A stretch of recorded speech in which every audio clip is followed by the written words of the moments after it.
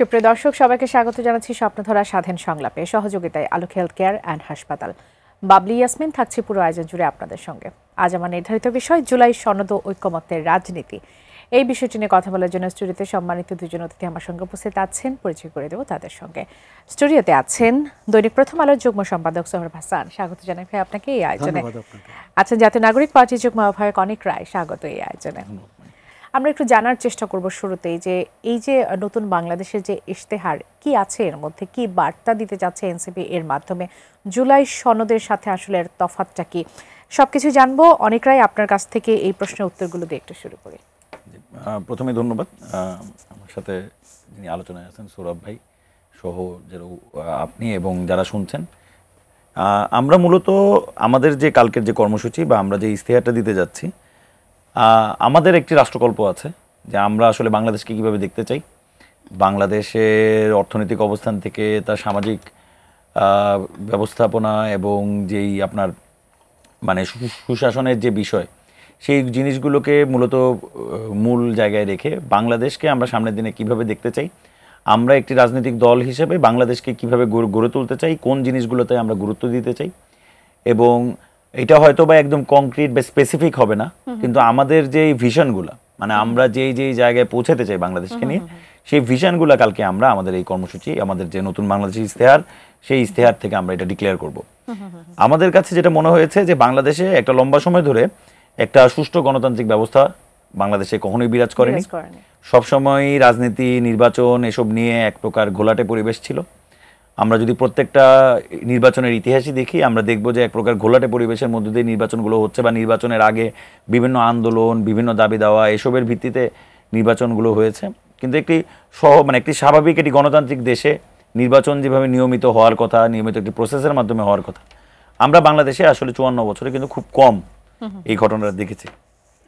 এবং একই সাথে আমরা দেখেছি যে এইসব বিষয় নিয়ে যখন অনেক যে গুরুত্বারোপ করা হয়, নির্বাচন কমিশন কি হবে, ইলেকশন কি হবে, কিন্তু আমরা দেখেছি যে জনজীবনে মানুষের জন্য যেটা আসলে সবচেয়ে বেশি গুরুত্বপূর্ণ, যে একটা সুশাসন, বাংলাদেশে মনে করেন যে অর্থনৈতিক যে বৈষম্য, এই জিনিসগুলোকে সবসময় আমরা দেখেছি পাশ কাটিয়ে আসলে বাংলাদেশের রাজনৈতিক দলগুলো এগিয়ে গেছে। আমরা কখনোই আসলে রাজনৈতিক দলগুলোর কাছ থেকে শুনিনি যে আমরা নির্বাচন তো হলে আমরা স্বাস্থ্যে এই করব। আমরা সবসময় শুনেছি যে অপর দল নির্বাচিত হলে ওরা খারাপ করবে, মানে অপরকে খারাপ বলে আমাকে আপনারা চুজ করেন, এই লাইনটা আমরা সবসময় দেখেছি। কিন্তু আমরা কখনোই রাজনৈতিক দলগুলোর কাছ থেকে একটি ভিশন শুনতে পারি নাই, বা মনে করেন যে একটা বড় ধরনের ডিরেকশন যে আমরা এই জায়গায় বাংলাদেশে পরিবর্তনগুলো করব। তো আমরা মূলত কালকে একদম মানে ইলেকশনই ইশতেহার তো আলাদা জিনিস, কিন্তু আমাদের যে রাষ্ট্রকল্পটা কিরকম, এনসিপির ইশতেহার আমরা কিভাবে আসলে অর্থনৈতিক জায়গাটা দেখতে চাই, বাংলাদেশের অর্থনৈতিক বৈষম্যগুলোকে আমরা কোনভাবে কমাইতে চাই, আমরা বাংলাদেশের বাণিজ্যটাকে কিভাবে বুস্ট আপ করতে চাই, বাংলাদেশের সুশাসন আমরা কিভাবে নিশ্চিত করতে চাই। যেমন মনে করেন আমরা যে জুলাই পদযাত্রায় ছিলাম 30 দিন, আমরা আমাদের যে অফিসিয়াল কর্মসূচি, যে পদযাত্রাগুলো, সেই পদযাত্রাগুলোর বাইরেও আমরা কিন্তু প্রচুর প্রান্তিক জনগোষ্ঠীর সাথে বিভিন্ন অঞ্চলে আমরা গিয়েছি, আলাদা আলাদা করে, রাত 12টায়, রাতে 1টায়, যেহেতু আমাদের মানে দিনের সময় আমরা সময় পাইতাম না, কিন্তু আমরা কিন্তু গিয়েছি। আমরা আপনার মনে করেন দিনাজপুরে আমরা সাঁওতালপল্লীতে গিয়েছি, যে সাঁওতালপল্লী, তার পাশে হলো 200 মিটারের একটা নদী, এই নদীর ওই পারে ইন্ডিয়া, ওইখানে আপনার প্রায় 20 থেকে 30 হাজার সাঁওতালের গ্রাম রয়েছে, মানে সাঁওতালরা রয়েছে, তারা একদম পিছিয়ে পড়া। আমরা তাদের কথা শুনেছি, আমরা চা বাগানের শ্রমিকদের সাথে কথা বলেছি, আমরা আপনি ধরবেন যে বাংলাদেশে যাদের নিয়ে কথা বলা হয় না, হরিজন, রবিদাস, যাদেরকে নিয়ে কথা একদম প্রান্তিক, আমরা সেই এলাকাগুলোতে গিয়ে তাদের সাথে বসে একদম তাদের উঠোনে বসে স্পষ্টভাবে এটা হচ্ছে এনসিপির ইশতেহার, এটা জুলাই সনদের সাথে এর কোনো সম্পর্ক না। না, জুলাই সনদ একটি আলাদা জিনিস, সেটা ঐক্যমত কমিশনের মিটিং চলমান, এটা জুলাই সনদ বাংলাদেশ সংস্কারের কি হবে না হবে, কিন্তু আমরা রাজনৈতিক দল হিসেবে বাংলাদেশকে কিভাবে দেখতে চাই, সেটাই হচ্ছে মূলত নতুন বাংলাদেশের ইশতেহার। যে এটি নিয়ে সৌরভ ভাই, এতদিন তো সবাই আসলে বলে এসেছে যে এনসিপি নতুন একটা দল, তাদের নির্দিষ্ট কোনো নীতি নাই, আমরা তাদের সম্পর্কে কিছুই জানি না, তারা কি কাঠামো তৈরি করছে। এই ইশতেহারের মাধ্যমে নিশ্চয়ই সেই বিষয়গুলো অনেকটাই পরিষ্কার হয়ে যাবে। জানতে চাইবো যে এটি কি আগামীকালের যে সমাবেশ, সেটিকে আপনি আসলে কিভাবে দেখছেন, এর মাধ্যমে এনসিপি তাদের নতুন রাজনৈতিক ধারা আসলে সবার সামনে তুলে ধরতে পারবে কিনা? ধন্যবাদ এবং অনেক রায়কে শুভেচ্ছা। অনেকটা যে কথাগুলো বললেন খুবই প্রণিধানযোগ্য, খুবই গুরুত্বপূর্ণ, এবং বাংলাদেশেরকে যদি যে কোনো রাজনৈতিক দল, ব্যক্তি, নাগরিক ধারণ করে, এই কথাগুলো বলতে হবে। একদম। এই সত্যগুলো প্রকাশ করতে হবে। কালকে এনসিপি শহীদ কেন্দ্রীয় শহীদ মিনার থেকে তারা দলীয় ইস্তেহার মানে তাদের কর্মপরিকল্পনা, ভবিষ্যৎ পরিকল্পনা প্রকাশ করবে, আমরা স্বাগত জানাই। এবং মাঝখানে সমাবেশের জায়গা নিয়ে একটা উত্তেজনা ছিল, সেই উত্তেজনাটা কেটে গেছে। ছাত্রদল প্রথম ঘোষণা করেছিল তারা 3 তারিখে সমাবেশ করবে কেন্দ্রীয় শহীদ মিনারে, পরবর্তীকালে তারা কিন্তু শাহবাগে নিয়ে আমরা গতানুগতিক যে রাজনীতি দেখি সেখান থেকে কিছুটা ভিন্ন। আমি মনে করি এটা এজন্য সহনশীলতার একটা দুই বিষয় আমরা দেখেছি। সংগঠনকেই ধন্যবাদ। কারণ এই যে যদি একই জায়গায় সমাবেশ করার চেষ্টা করতো, একটা উত্তেজনা তৈরি হতো, একদম অপ্রীতিকর পরিস্থিতি তৈরি হতে পারত। আমরা আশা করি যার যার সমাবেশ যেখানে করবে এবং সেখানে কোনো রকম উত্তেজনা, কোনো রকম অপ্রীতিকর ঘটনা ঘটবে না। পরবর্তীকালে আপনি যে বললেন ইস্তেহার অথবা জুলাই সনদ, সব কিছুর লক্ষ্য তো মানুষ, সেই মানুষকে কতটা ধারণ করে রাজনীতি। অনেক বললেন যে নতুন বন্দোবস্ত করবেন তারা, কিন্তু প্রশ্ন আসে পুরানোরা পারেনি, এটা ঠিক। 53-54 বছরে আমাদের ইতিহাস হচ্ছে ব্যর্থতার ইতিহাস, হিংসার ইতিহাস, প্রতিপক্ষকে ঘায়েল করার ইতিহাস, এবং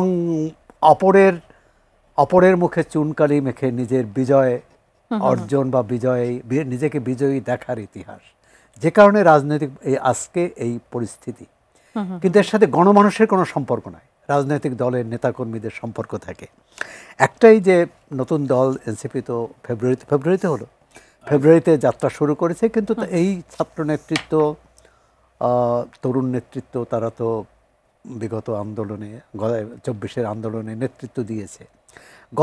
স্বাভাবিকভাবে এনসিপির কাছে বিশেষ করে আমাদের জানতে চাইব আমরা যে 1 বছরের তাদের মূল্যায়নটা কি, তাদের অভিজ্ঞতা কি, যে 1 বছরে কতটা মানুষের যে মৌলিক যে সমস্যাগুলো, অন্ন, বস্ত্র, বাসস্থান, শিক্ষা, স্বাস্থ্যসেবা, নিরাপত্তা, এর বাইরে তো আমরা এখন নিরাপত্তা, নারীর যে মর্যাদা, নারীর অধিকার, এই ক্ষেত্রে কি পরিবর্তনটা হয়েছে?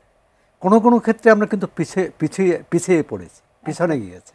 আজকে আমরা যখন জুলাই অভ্যুত্থানের বার্ষিকী পালন করেছি, তার কয়েকদিন আগে রংপুরে 25টি সংখ্যালঘুদের বাড়ি পুড়িয়ে না হামলা করা হয়েছে, ভাঙচুর করা হয়েছে। মানে কেন ঘটল? এবং সেটি বরাবরের মতোই আওয়ামী লীগ আমলে দেখেছি, তার আগেও দেখেছি। তার আগে হয়তো এই যোগাযোগ কি বলে আধুনিক তথ্য প্রযুক্তি ব্যবহার করা হতো না, কিন্তু গুজব ছড়িয়ে ধর্ম অবমাননা। ওই যে কিশোর, সে 18 বছরের কম বয়সী, তার বিরুদ্ধে তাকে গ্রেপ্তার করা হয়েছে, তাকে সংশোধনাগারে পাঠানো হয়েছে। তারপরও তার বাড়িঘরে হামলা কারা করেছে? এবং স্থানীয়রা বলেছেন তাদের এলাকার কেউ করেনি, পাশের জেলা থেকে এসে লোকজন করেছে। তাহলে আইন শৃঙ্খলা রক্ষাকারী বাহিনী কি করেছে, সেখানকার স্থানীয় নাগরিক সমাজ কি করেছে, সংখ্যাগুরু মানুষ কি করেছে? পরবর্তীকালে দেখলাম যে সংখ্যালঘুদের নিরাপত্তা দেওয়ার জন্য সেখানে পুলিশ গিয়েছে, সেনাবাহিনী গিয়েছে। যে দেশে সংখ্যালঘুদের নিরাপত্তার জন্য পুলিশ মোতায়েন করতে হয়, সেনাবাহিনী মোতায়েন করতে হয়, সে দেশে আইনের শাসন, সুশাসন, বৈষম্যহীন সমাজ কোথায় আসলে অবস্থান করছি আমরা, মানে এটা আশা করা যায় না। সুতরাং এই পুরো বিষয়টি, সমস্যাটা কিন্তু আমরা যেভাবে দেখছি রাজনৈতিক দলগুলো, এই যে কারিগরি অনেকগুলো বিষয় নিয়ে আলোচনা হচ্ছে ঘন্টার পর ঘন্টা, দিনের পর দিন, কোনটা একমত হয়েছে, কোনটা একমত হয়নি, কিন্তু মানুষের মৌলিক সমস্যা যেটি রাজনৈতিকদের দৃষ্টি দেওয়ার কথা, কোন দল কতটা দিয়েছে এ ব্যাপারে যথেষ্ট সংশয় হয়েছে। এমনকি অভ্যুত্থানের মধ্য দিয়ে যে সরকার গঠিত হয়েছে, অন্তর্বর্তী সরকার, তারা এতগুলো কমিশন করেছে, কিন্তু মানুষের মৌলিক সমস্যার সমাধানে, মৌলিক অধিকার প্রতিষ্ঠায় কি করেছে? এই প্রশ্নগুলো আসবে। আপনার কাছে যে বিষয়টি জানতে চাচ্ছিলাম যে ভাইয়া, কালকের যে সমাবেশ বা নতুন বাংলাদেশের যে ইশতেহার তারা ঘোষণা করছে, মানে এটিকে আসলে আপনি কিভাবে দেখছেন? এটি আমাদেরকে আসলে কি বার্তা দিচ্ছে? না, এটি একটা হচ্ছে যে এনসিপির এই ঘোষণায় তার আগে যত বক্তব্য বিবৃতি দিয়েছে সেটা অনেকটা মানে পেছনেই রেখেছে। তারাও অন্য দলের মতো নির্বাচনমুখী তৎপরতাই নিজেদের হাজির করছে এবং একটা কর্মপরিকল্পনা ঘোষণা করবে। জুলাই সনদের সাথে অনেকগুলো মিলবে, অনেকগুলো মিলবে না, কারণ এনসিপি, জামাত ইসলাম বা আরও কয়েকটি দল আনুপাতিক হারে নির্বাচন চায়, কিন্তু নিম্নকক্ষে অন্তত আনুপাতিক হারে এই নির্বাচন হচ্ছে না, পরবর্তীকালে আইন যদি বদল হয়। আর এই ব্যবস্থা মেনেই তারা নির্বাচনটা করবে। আচ্ছা, নির্বাচনের ক্ষেত্রে এনসিপি নতুন বন্দোবস্ত করতে চাচ্ছে। একটি দলের পক্ষে নতুন বন্দোবস্ত প্রতিষ্ঠা কিন্তু খুব কঠিন। সম্মিলিতভাবে যদি করার চেষ্টা করে, নতুন বন্দোবস্ত কি, যে রাজনীতি, যে হিংসার রাজনীতি, প্রতিহিংসা মানে পাল্টাপাল্টির রাজনীতি এবং অন্যের চক্ষে ধুলি দেওয়ার রাজনীতি, এর থেকে বেরিয়ে আসা। অর্থাৎ এনসিপির সারা দেশে পদযাত্রা করেছে, কিন্তু কেন গোপালগঞ্জে এই মার্চ টু গোপালগঞ্জ করতে হলো, এই প্রশ্নের উত্তর নেই। এমন তো অনেকেই বলেন যে এই মার্চ টু গোপালগঞ্জ না হলে হয়তো সেখানে এই পরিস্থিতি তৈরি হতো না। তাহলে কিন্তু এনসিপির পদযাত্রাটা আমি মনে করি আরো বেশি সফল, আরো বেশি। একেবারে আমি আসবো নিশ্চয়ই আপনার কাছে। অনেকরাই আপনাদের জুলাই দেশ গড়তে যে জুলাই পদযাত্রা সারা দেশ আপনাদের মোটামুটি কমপ্লিট করা হয়েছে। আপনি আপনার একেবারে একান্ত অভিজ্ঞতাগুলো বলছিলেন যে কোথায় কোথায় গণমানুষের কথা শুনতে আপনারা গিয়েছেন। তারপরে সার্বিকভাবে যদি একটু জানতে চাই যে এই পদযাত্রা আপনাদের কি এনে দিল? রাজনৈতিক সাফল্য সেটি কি বিশেষভাবে বাড়লো? প্রচারণাটা তো নিশ্চিতভাবেই বাড়লো, আর কি কি পেলেন? প্রথমত বিষয় হলো আমি ঠিক জানি না, সৌরভ ভাই আমার হেল্প করতে পারে। বাংলাদেশে কোনো রাজনৈতিক দলের এরকম কর্মসূচি, টানা কর্মসূচি 30 দিনে সারা বাংলাদেশ পরিভ্রমণের কর্মসূচি এর আগে কোনো রাজনৈতিক দল বাংলাদেশে করেছে কিনা, করতে পারে, আমার জানা নেই। তো এটা প্রথমত একটা বিষয়, নিজেদের উপর আমাদের এই কনফিডেন্স এসেছে। আমাদের বেলায় যেটা হয়েছে, বাংলাদেশের যারা মানে যেই স্টেক হোল্ডাররা বাংলাদেশের রয়েছে বা বিভিন্ন অংশীজনরা যারা রয়েছে, তাদের কাছে সবসময় আমাদেরকে এক প্রকার আপনার কর্নার করার কথা ছিল যে এরা ঢাকার কিছু তরুণ, ওরা ঢাকায় একটা আন্দোলন করেছে, তো এই ঢাকায় বসেই ওরা কথাবার্তা বলে, মানে এদের আসলে সারা বাংলাদেশে খুব একটা আসলে এরা অর্গানাইজড না। তো এটাই আমাদের এক প্রকার নিজেদের কাছেও প্রমাণ এবং বাকিদের কাছেও প্রমাণ যে আমরা আসলে সারা বাংলাদেশে অর্গানাইজ হচ্ছি। এবং এইটা আমাদের অর্গানাইজেশনগত জায়গা থেকে একটা বড় ধরনের বুস্ট আপ, যে কারণ আপনি একই সময়ে খুব অল্প সময়ের মধ্যে এভাবে পুরোটা অ্যারেঞ্জ করে আমরা যে আমাদের কর্মসূচিটা শেষ করে আসতে পেরেছি। আমাদের 4টি জেলা বাকি রয়ে গেছে, মাইলস্টোনের ঘটনার কারণে আমরা বিরতি দিয়েছিলাম, এই জন্য আমরা 4টা জেলা বাকি রয়ে গেছে। এই 4টা জেলা বাদে আমরা বাকি সকল জেলায় আমরা আমাদের কর্মসূচি শেষ করেছি। আমরা আসলে মানুষ কি বলছে বা মানুষ কি পেলো তার থেকে আমরা যেটা বুঝতে পারি যে সেটা হলো আমরা মানুষের কাছে যেতে পেরেছি। যেমন প্রচুর সাধারণ মানুষ আমাদের পদযাত্রায় আমাদের কাছে এসে কথা বলেছে, মানে একদমই সাধারণ একজন মানুষ, মানে আমরা কিন্তু তাদের ওই চাওয়াগুলো বুঝতে পেরেছি। যেমন আপনি মনে করেন আমরা আসলেই ঢাকায় বসে, যেটা সৌরভ ভাই বলতেছিলেন, আমরা অনেক কথা বলি, কিন্তু সাধারণ মানুষ আসলে কি চায়? সাধারণ মানুষ কিন্তু আসলে তার যেই মৌলিক অধিকারগুলো আসলে ওইভাবে তো বলতেও পারে না, যে আসলে মৌলিক অধিকারের বিষয়টাও বলতে পারে না, কিন্তু আপনি যদি জিস্ট করেন আপনি বুঝবেন সে আসলে তার মৌলিক অধিকারগুলো চায়, তার বেঁচে থাকার জন্য, তার ভালো থাকার জন্য, তার সন্তানের ভালো থাকার জন্য, তার পরিবারের লোকজনদের ভালো থাকার জন্য যে মৌলিক অধিকারগুলো প্রয়োজন, যেটা সৌরভ ভাই বললেন, এই জিনিসগুলো আসলে মানুষ চায়। এইটা মনে করেন যে আমরা যারা তরুণরা রয়েছে, আমরা দেখা গেছে আমরা ঢাকা বিশ্ববিদ্যালয় বা ঢাকার মানে ক্যাম্পাসগুলো ধরে, জাহাঙ্গীরনগর, জগন্নাথ, বুয়েট, বিভিন্ন ক্যাম্পাস ধরে আমাদের এতদিন আন্দোলন হয়েছে। তো দেখা গেছে আমরা অলওয়েজ ওই আপনার যেই রাজনীতির যেই পাঠ, সেই পাঠের অনেক মনে করেন যে কঠিন কঠিন শব্দ, সেই শব্দগুলোর হিসাব নিকাশ করে আমরা রাজনীতি করছি।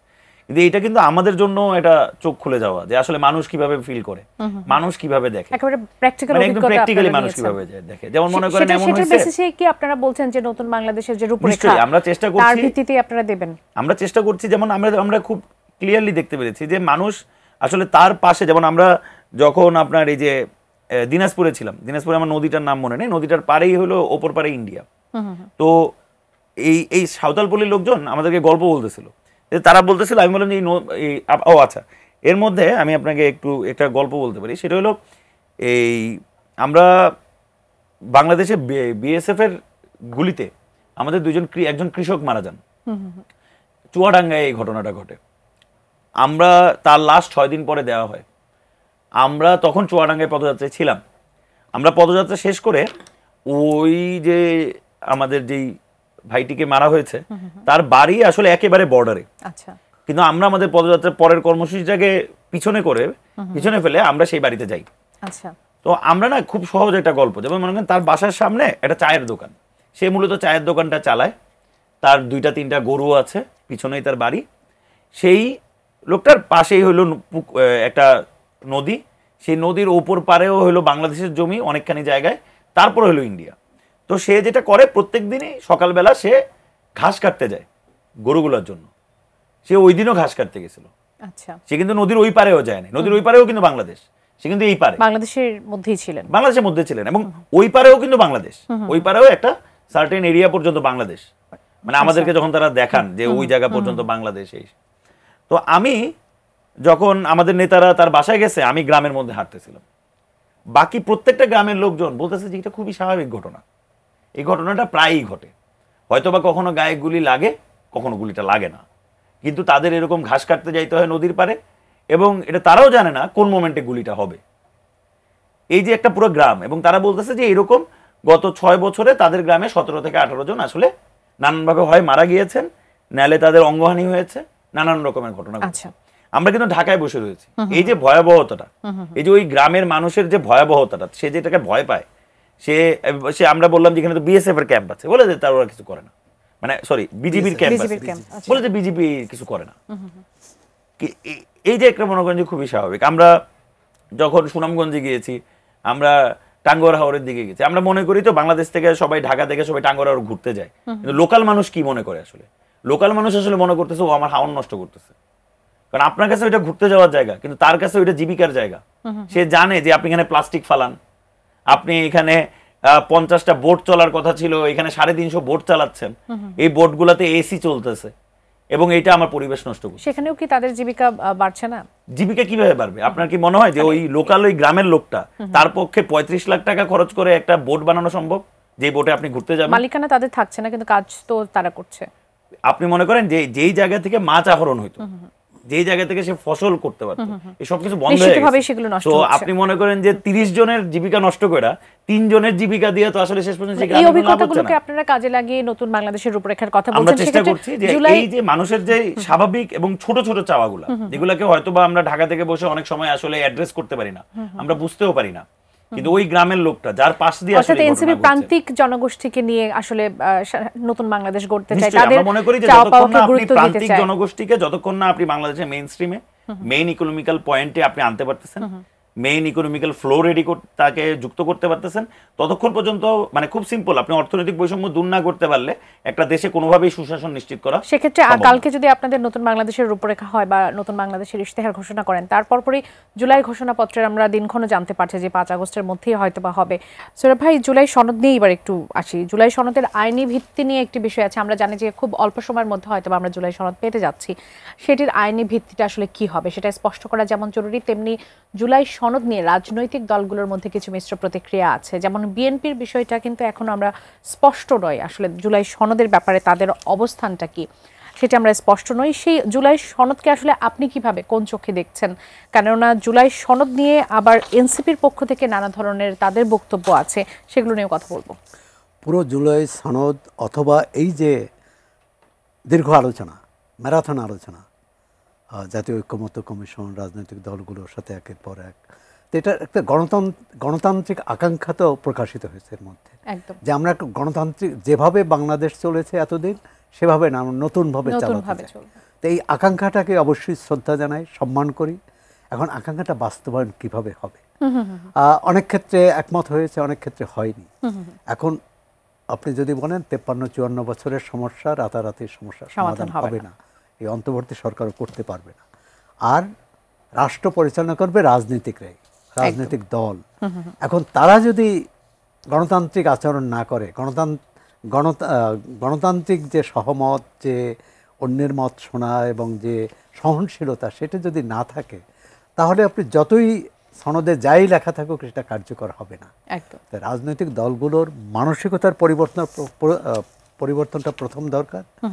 এবং সেক্ষেত্রে বিএনপি না, অন্য আরও অনেক দল অনেক ব্যাপারেই কিন্তু আপত্তি করেছে, অনেক রকম আছে। অনেকে হয়তো নারী আসন বাড়ানোরও বিপক্ষে, অনেকে উচ্চকক্ষের বিপক্ষে।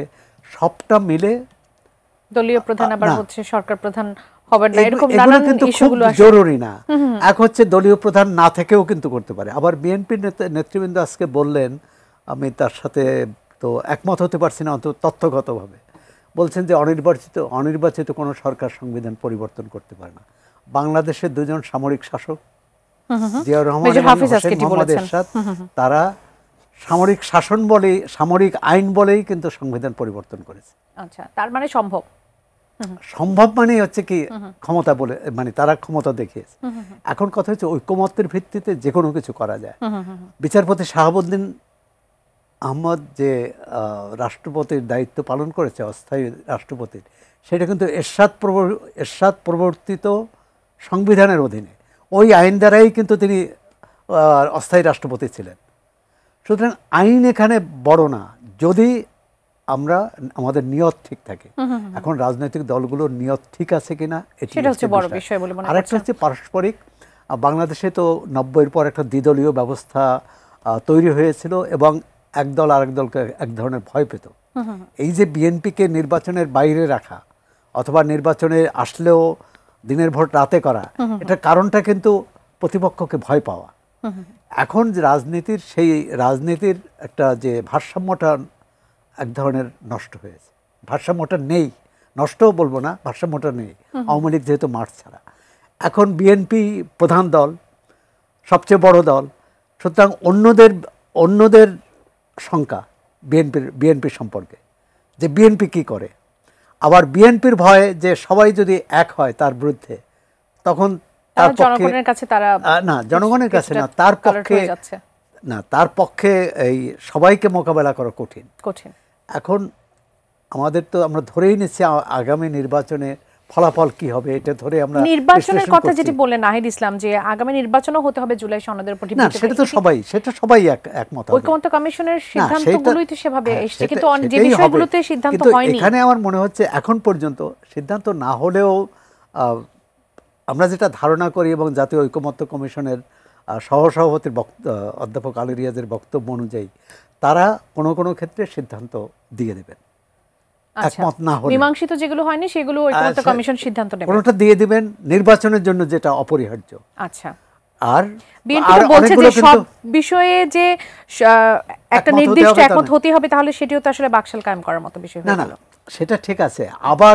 আবার বিএনপি যদি মনে করে, যেমন ধরেন কোনো দল, বিএনপি বা এনসিপি যে কোনো দল, যে একমত হলো না, আমরা নির্বাচন করব না, তাহলে তো নির্বাচন হবে না। যে নির্বাচন আমরা চাচ্ছি, অবাধ, সুষ্ঠু, অন্তর্ভুক্ত। আপনার কাছে কি মনে হয় যে ঐকমত্য কমিশনের যেগুলো সিদ্ধান্ত আসেনি, সেগুলো মানে সেই সিদ্ধান্তগুলোকে আসাটা একেবারে খুবই জরুরি, মানে আসতেই হবে এরকম বিষয়? সবগুলোই জরুরি না। যেমন ধরুন উচ্চকক্ষের ব্যাপারে নির্বাচন কিভাবে, উচ্চকক্ষের ব্যাপারে সবাই একমত, নারীর আসন বাড়ানোর ব্যাপারেও একমত, কিন্তু উচ্চকক্ষের ব্যাপার, এই ব্যাপারটা থেকে একমত যে নিম্নকক্ষের আসন সংখ্যার আসনের উপর ভিত্তি করে উচ্চকক্ষের, না, সেটা বিএনপি বা তার সহযোগীরা চাচ্ছে, অন্যরা চাচ্ছে ভোটের ভিত্তিতে।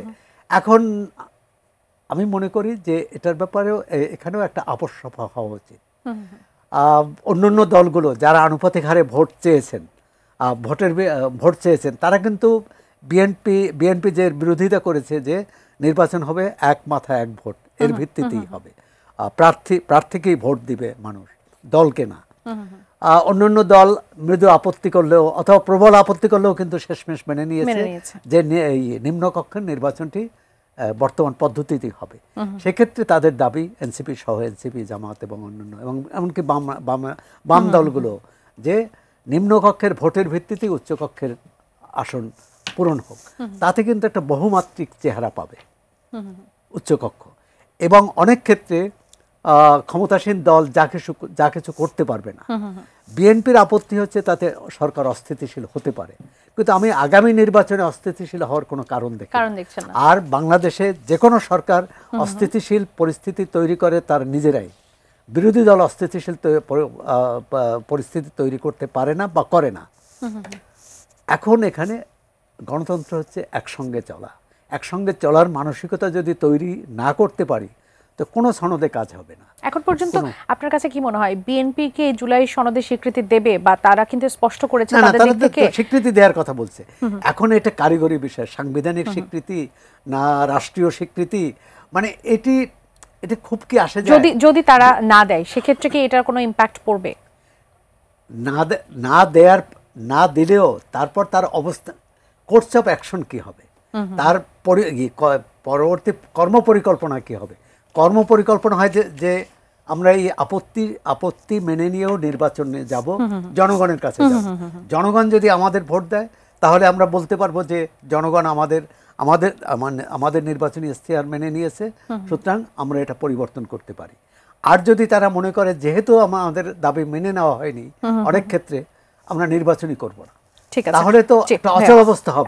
আমার ধারণা যে কোনো দল চাইবে না এই মুহূর্তে বিএনপি সহ একটা অচল অবস্থা তৈরি হোক, কারণ তাদের মূল উদ্দেশ্যই হচ্ছে নির্বাচনের দিকে ধাবিত হওয়া। অনেক রায় জুলাই সনদে নির্বাচিত সংসদের হাতে সংস্কার ছেড়ে দেব না এমনটা বলেছেন নাহিদ ইসলাম।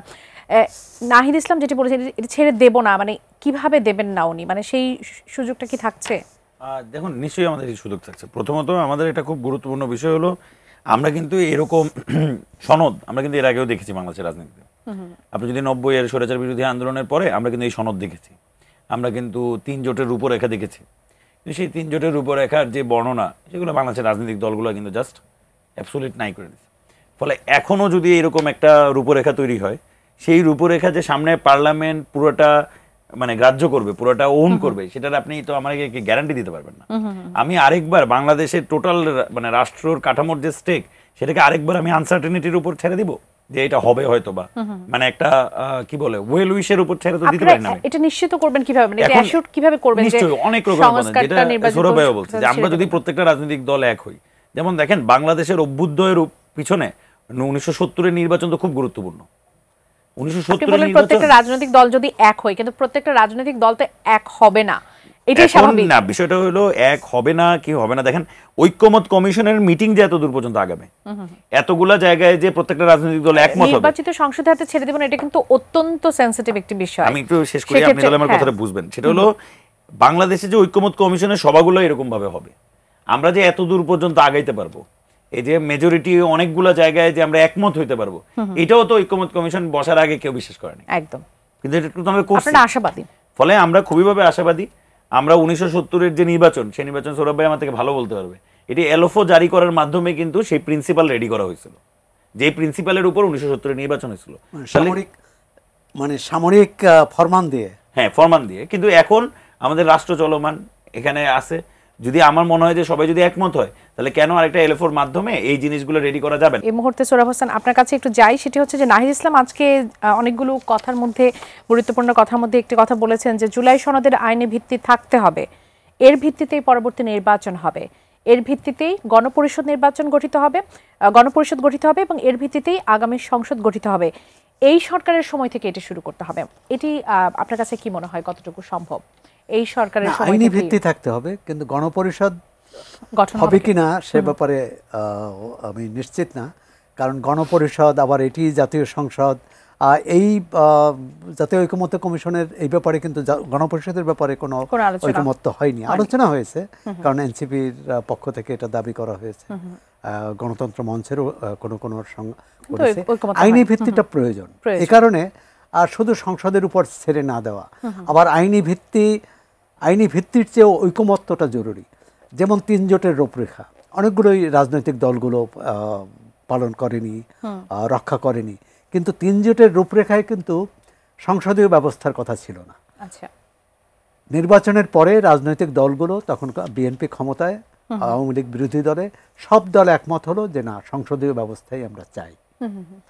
এটাও হতে পারে, মানে ঐকমত্য থাকলে, একমত হলে আর কারো দরকার, কিন্তু একমত না হলেই এসব সমস্যা। আপনি দেখেছেন না আমাদের এখানে দলগুলো কি করে ভাগ হয়, নেতৃত্বের কোন দল, নীতি আদর্শের ক্ষেত্রে। যেহেতু সময় খুব কম পাবো, এই সরকারের সময় থেকে এর কার্যকর সম্ভব কিনা সেটি যদি একটু না, আইনি ভিত্তি হলে, যেমন সেটা কি হতে পারে, এক হতে পারে গণভোট, অনেকে বলছেন, কিন্তু আমি মনে করি এই সময়ে এই মুহূর্তে গণভোট সম্ভব না, কারণ তার নির্বাচন আরও পিছিয়ে যাবে, যেটি অনেক রাজনৈতিক দলই মানবে না, এনসিপিও মানবে না, কারণ তারা তো কালকে ইশতেহার ঘোষণা করবে এবং সেই ইশতেহারের ভিত্তিতে নির্বাচন হবে। সেক্ষেত্রে অধ্যাদেশই হচ্ছে একমাত্র পথ বলে মনে করি, কারণ এই অধ্যাদেশের উদাহরণ অভিজ্ঞতা আমাদের যথেষ্ট আছে। 2 সামরিক সরকারের সময় আছে, বেসামরিক সরকারের সময় আছে, আপনার সেনা সমর্থিত তত্ত্বাবধায়ক সরকারের আমলে অনেকগুলো অধ্যাদেশ হয়েছে। সেই অধ্যাদেশের বলে এই 2008-এর নির্বাচন হয়েছে। পরবর্তীকালে আওয়ামী লীগ সরকার অনেকগুলো রেখেছে, অনেকগুলো রাখেনি। এখন যেটা অন্যান্য দলগুলোর দাবি বা উদ্বেগ, সেটা হচ্ছে ভবিষ্যতে যারা ক্ষমতায় আসবে তারা এই যে ঐকমত্য হলো, এই যে আইনি ভিত্তি, সেটা তারা কতটা মানবে, সেটি হচ্ছে মূল বিষয়। অনেকটাই শেষ অংশে আছে। আপনার কাছে এই বিষয়টি নিয়ে আসলে জানতে চাইবে, গণপরিষদ এখন আপনারা যেটা চাচ্ছেন বা গণভোটের কথা বলছেন, সেটি আসলে কিভাবে সম্ভব? আর আপনারা বলছেন যে এই সরকারের সময় থেকেই এই সংস্কারগুলো আসলে শুরু করে দেবেন, সেটি বা কিভাবে সম্ভব? প্রথমত একটা হলো তো সৌরভ ভাই একটা পসিবিলিটির কথা বললো যে কীভাবে এটা সম্ভব। এখন আমরা মনে করি যে এই নানান পদ্ধতিতে এই জিনিসগুলো করা সম্ভব, গণপরিষদের মাধ্যমে সম্ভব, গণভোটের মাধ্যমে সম্ভব, অধ্যাদেশের মাধ্যমে গণভোট সম্ভব। তো সৌরভ ভাই বলছেন যে গণভোট এই আমি প্রেক্ষাপটে বলতেছি পসিবিলিটিস, যে আপনি কি কি আপনার কাছে উপায় আছে, আপনি যেই উপায়ে এইটাকে আইনি ভিত্তি দিতে পারবেন। ফলে মূল আলাপ হলো যে জুলাই সনদের একটি আইনি ভিত্তি তৈরি হবে। এইটাকে জাস্ট মনে করেন যে আপনার ওই যে স্বৈরাচার বিরোধী আন্দোলনের পরে 90-এর পরে যে 3 জোটের রূপরেখা যেভাবে টিস্যু পেপারকে ফালায় দেওয়া হয়, এই রূপরেখা যেভাবে ফালায় দেওয়া হয়েছে, সেই সুযোগটা কোনোভাবে রাখা যাবে না। এখানে আইনি ভিত্তির জন্য তো সকলের ঐকমত্যটা দরকার। না, এইটাতে আপনি যদি দেখেন আইনি ভিত্তির ব্যাপারে খুব একটা দ্বিমত আছে বলে কিন্তু আমাদের মনে হয় না। আচ্ছা, কিভাবে আইনি ভিত্তি দেওয়া হবে সেই প্রসেস নিয়ে আলাপ আছে। আচ্ছা, যেমন মনে করেন উচ্চকক্ষে পিআর এর বিষয়টা যদি আপনি লক্ষ্য করেন, বিএনপি কিন্তু উচ্চকক্ষে দ্বিমত করতেছে না, কিন্তু বিএনপি বলতেছে যে উচ্চকক্ষ হইতে হবে নিচের যে নিম্নকক্ষের আসনের ভিত্তিতে। মানে আমরা বলতেছি যদি আসনের অনুপাতে হয় তাহলে কিভাবে, তাহলে তো এটা কোনো লাভ নাই, তাহলে এটা হবে পিআর এর ভিত্তিতে। এবং এখানে আবার দেখেন আমাদের তরফ থেকে কিন্তু আমরা বলতেছি যে প্রত্যেক রাজনৈতিক দল যেই 100টা সিট মানে উচ্চকক্ষের সিট আছে, সেই 100 জনের নাম ডিক্লেয়ার করতে হবে ইলেকশনের আগে, যেন মানুষ জানে যে উচ্চকক্ষে যে যাবে তার হইয়া সে কে। এখন পরবর্তীতে আপনি পাইলেন, পাওয়ার পরে কাকে দিলেন, ওটাতে দুর্নীতি করলেন কি করলেন না, একজন দুর্নীতিবাজকে তুলে দিলেন কিনা, বা নেতার প্রিয় একজন নেতাকে ওখানে দিয়ে দিলেন কিনা, এটা স্বচ্ছতা থাকতে হবে। কারণ দেশের জনগণ যখন ভোট দিবে, দেশের জনগণকে জানতে হবে কাকে ভোট দিচ্ছে। ফলে এইরকম প্রসিডিওরের মনে করেন যে কিছু দ্বিমত হয়তো বা এখানে আছে, কিন্তু এটা যে নেসেসিটি, আমার মনে হয় না বিএনপিও এতটা বোকা রাজনৈতিক দল যে সেও বুঝবে যে এই জিনিসের নেসেসিটি নাই। কারণ আমরা একটা বড় রাজনৈতিক সংগ্রাম পার করে আসছি। বিএনপি একটা রাজনৈতিক দল, গত 17 বছর নানানভাবে দমন নিপীড়নের উপর দিয়ে তাদের রাজনীতি করতে হয়েছে। আমরা যারা ছাত্র রাজনীতি করে গেছি, আমরাও প্রচুর মানে আমাদের জায়গা থেকে আমাদের মতো করে প্রচুর দমন নিপীড়ন আমরা আমাদের ক্যাম্পাসে ফেস করছি। বলে আমি মনে করি না যে বিএনপি ওইরকম মানে অদূরদর্শী একটা দল হবে যে সে আবারও সেই সেম কালচার, সেই সেম প্র্যাকটিসে বাংলাদেশকে নিয়ে যেতে চাবে। অসংখ্য ধন্যবাদ জনাব সৌরভ হাসান, ধন্যবাদ জনাব অনিক রায় আমাদের আয়োজনে যুক্ত হওয়ার জন্য। দর্শক, এতক্ষণ আপনারা যারা আমাদের সঙ্গে ছিলেন, আগামী পর্ব দেখার আমন্ত্রণ জানাই, যেখান থেকে বিদায় নিচ্ছি। ধন্যবাদ সবাইকে, শুভরাত্রি।